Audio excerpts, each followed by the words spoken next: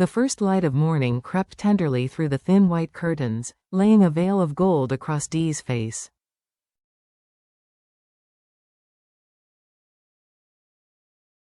She stood silently by the window, watching the mist roll lazily over the distant hills.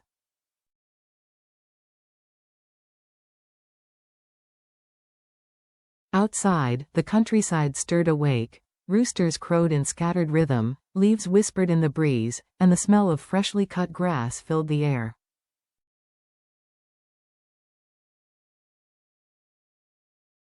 It was a picture of peace. Yet inside her, emotions churned like a restless storm.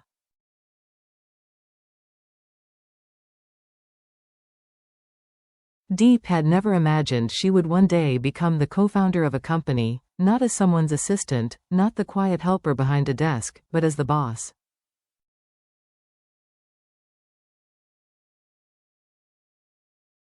And beside her, not as a mentor or superior, but as an equal, stood James, the man she respected, admired, and loved with her whole being.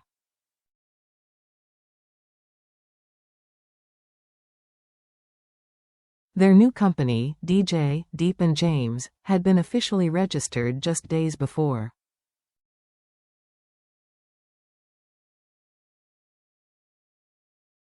To outsiders, it might have seemed like a modest achievement, a small step in a vast world.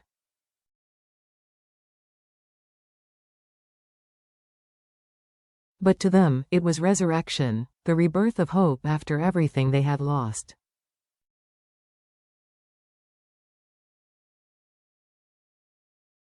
James had once fallen hard. Betrayed by partners, abandoned by investors, and nearly crushed by his own family's greed, he had learned how cruel ambition could be.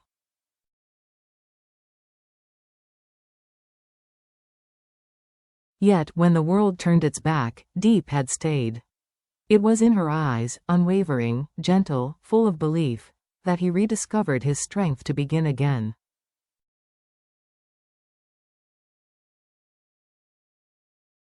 And now, together, they would share both the burden and the dream. That morning, James's car rolled up the dusty country road leading to their small wooden house.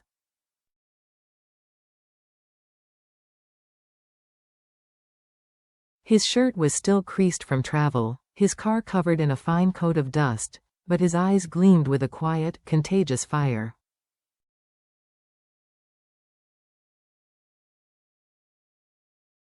Stepping out, he carried a small box, a grin spreading across his face. "It's official," he announced, his voice trembling with excitement.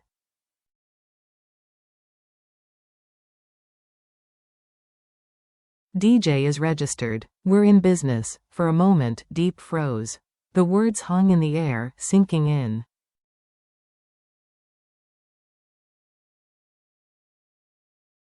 Then a smile spread across her face, bright and pure like the morning sunlight flooding their little home.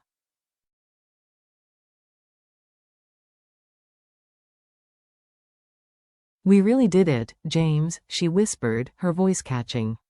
"After everything, we finally did it."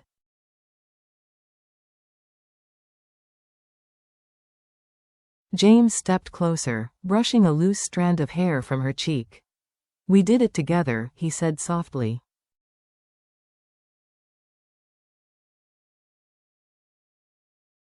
"And this time, no one can take it away from us." They stood there quietly, surrounded by the hum of life, a child's laughter echoing down the lane, the squeak of a bicycle wheel, the cheerful chirp of sparrows.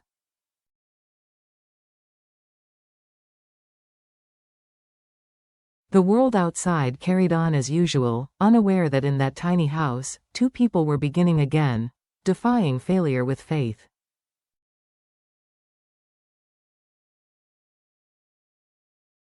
Diep turned to the horizon, her heart both steady and tender. Failure or rich, she thought.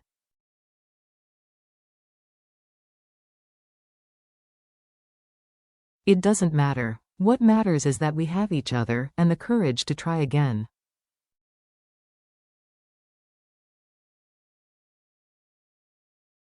Later that morning, they sat by the window, sharing a cup of warm tea. Their reflections met in the glass, two figures, one dream.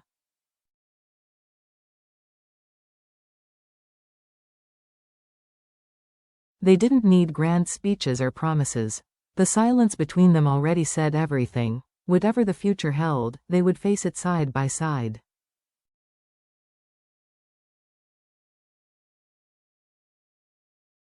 The first week of DJ Company was a trial by fire.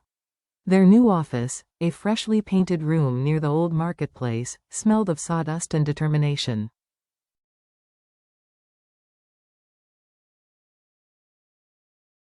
It had 3 desks, 2 computers, and a dream far too large for its walls. Each morning, Diep sat by the window, surrounded by stacks of papers like a general surrounded by her troops.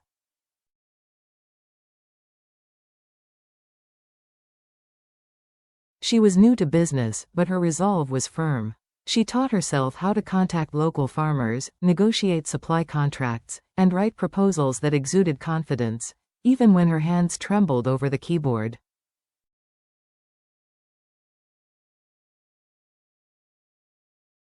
Meanwhile, James was always on the move, visiting partners, rebuilding broken trust.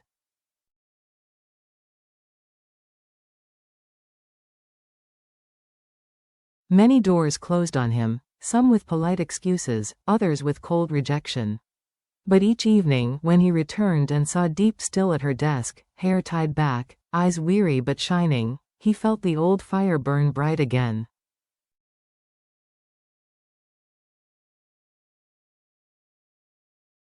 "Did you eat anything today?" he asked one night, leaning against the doorframe. Diep looked up, startled.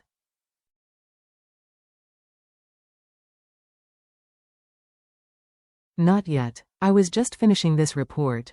James chuckled, placing a warm box of rice on her desk.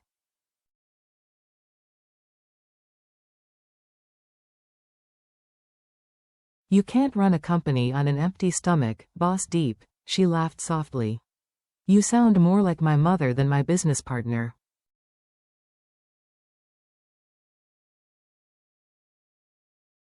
"Maybe," he said with a grin. "But I can't let the CEO faint before our first investor meeting."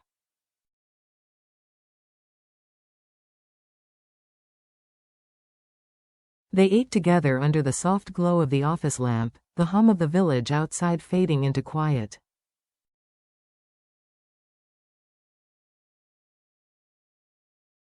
Their world was small, a cramped room, takeout meals, sleepless nights, but within those walls, something far greater was being built.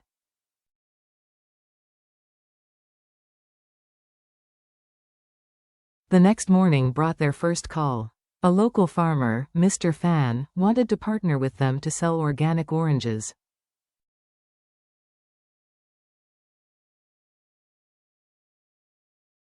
Diep's voice trembled slightly as she answered, "Yes, Mr. Fan. We'd be honored to work with you."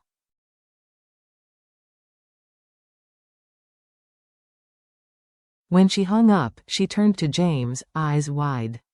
"Our first client." For a moment, James just stood there, stunned.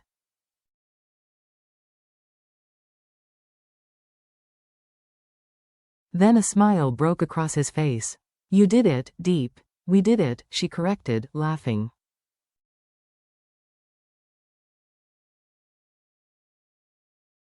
They high-fived like children who had discovered a secret world of possibility. Later that afternoon, James drove Diep to meet the farmers.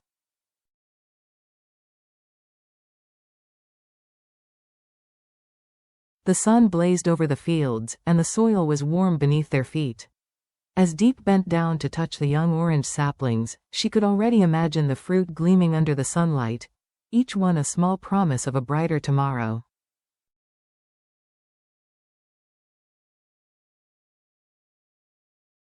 Standing behind her, James said quietly, "You were born for this." She turned and smiled.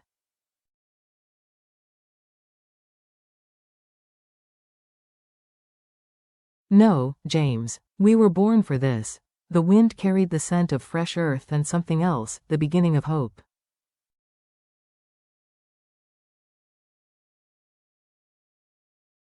Their joy didn't last long. Days later, a supplier called. His tone was cautious but firm.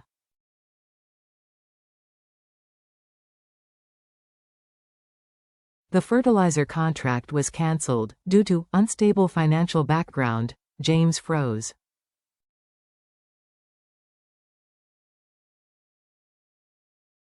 He knew exactly what that meant. John, their rival, the man who had once destroyed James's old company, was spreading rumors again.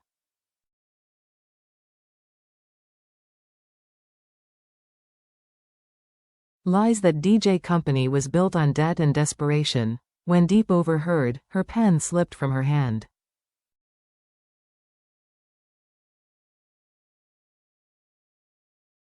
For a long moment she stood still, then walked to the window. The morning light fell over her pale face.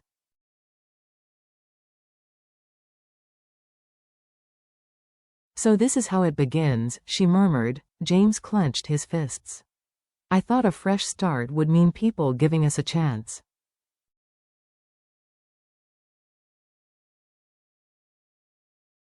"But John, he's everywhere." Diep turned, her gaze calm and unshaken.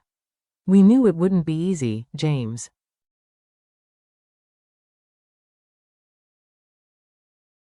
"Success doesn't come wrapped in ribbons." She paused. "Let's show them who we are, not who they say we are."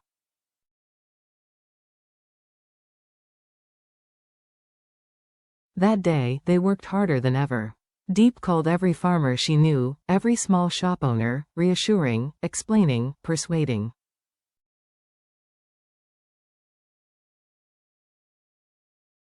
James drove through the rain, shaking hands, making promises he intended to keep.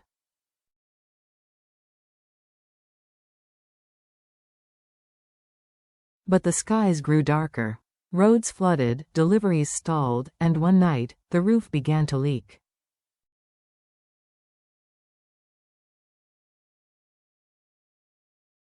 Water dripped down onto papers and computers, short-circuiting their fragile progress.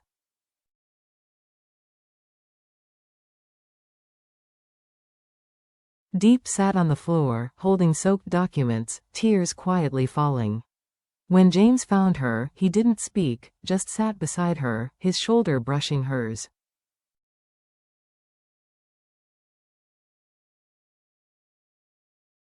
"It's okay," he murmured. "We'll print them again." "It's not the papers," she whispered.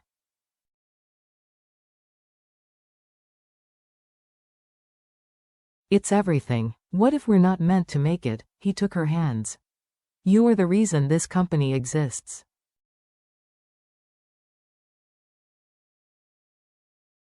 "You make me believe we can start again, every single day."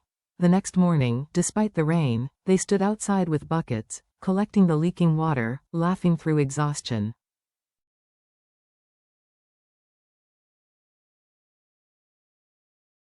"Look at us," Diep said between giggles. Two CEOs fighting a storm with buckets.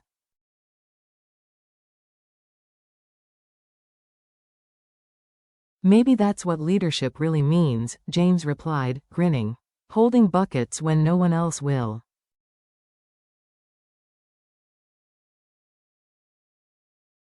A new dawn. That afternoon, the phone rang again. A local supermarket chain had seen Diep's proposal online.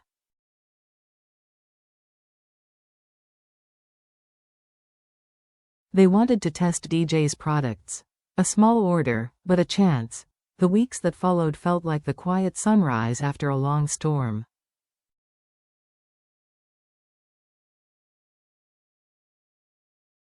The supermarket was pleased with their produce, clean, organic, fresh. A second, larger order came soon after.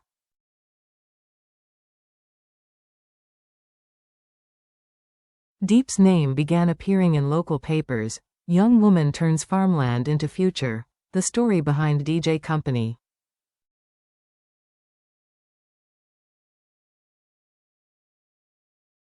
Every morning, she still watered the small garden behind their office. "Plants don't grow faster just because you rush them," she said once, smiling at James.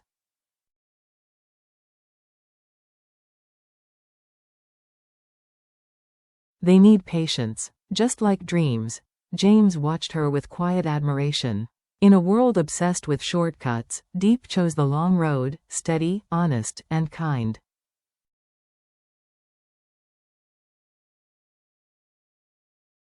One evening, while reviewing partnership papers, James noticed something odd, a small clause, almost invisible, that shifted control of their distribution rights.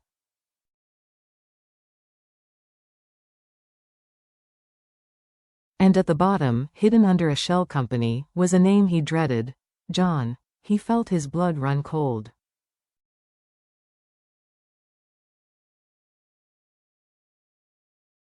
"He's back," he muttered. He called Diep immediately. Minutes later, she rushed in, hair damp from the rain, eyes sharp with concern.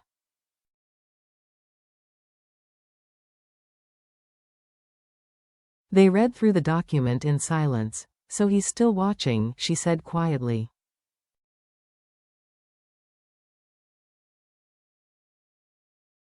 "Waiting for us to fall." "Not this time," James said. For days, they worked tirelessly, checking contracts, calling suppliers, confronting the supermarket executives in person.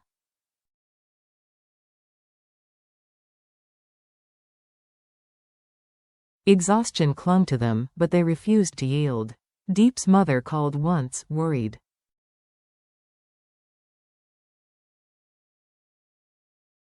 "You sound tired, my dear. Don't forget to eat." "I will, Mama," Diep answered softly.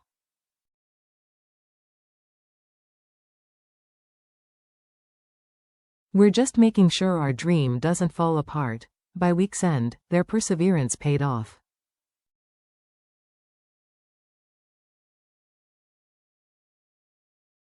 The truth came out. John's fake company had been caught manipulating documents.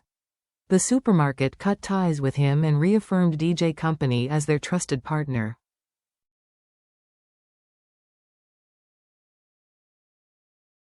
When James told Diep, she didn't cry or cheer. She simply leaned back in her chair and whispered, "Thank God."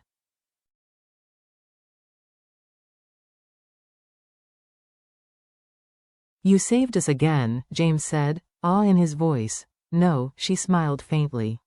"We saved each other."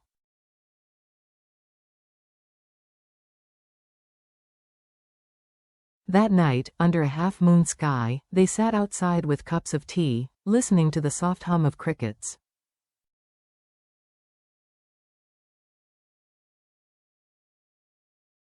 "Diep," James said, his tone gentle. "Whether we fail or succeed, I think I've already found what I was looking for."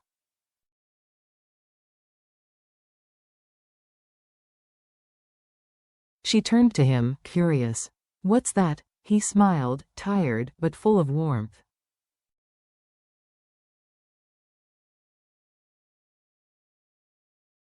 "Someone who never runs away when things get hard." Her eyes softened. "Then maybe that's the real meaning of success."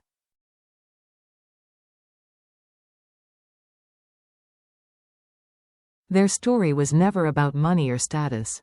It was about rebuilding, learning to fall, and rise again, without losing themselves in the process.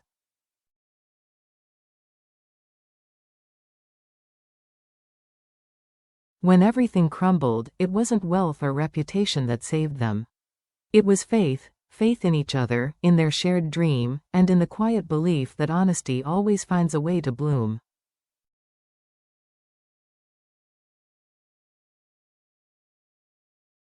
Diep proved that a woman from humble beginnings could lead not because she was destined to win, but because she refused to stop trying.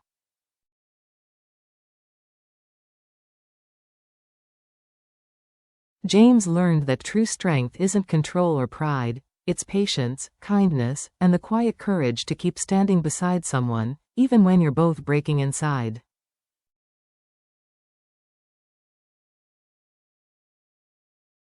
Their sleepless nights, their tears, their laughter, all became part of a greater truth.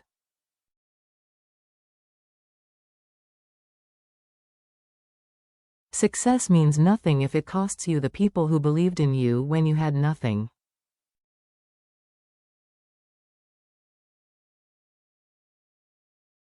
Their love evolved into something deeper, not a romance defined by passion alone, but a partnership rooted in faith.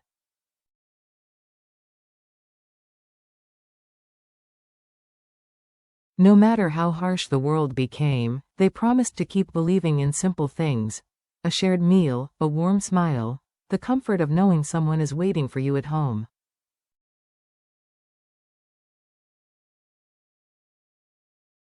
In the end, true success isn't measured in wealth or fame.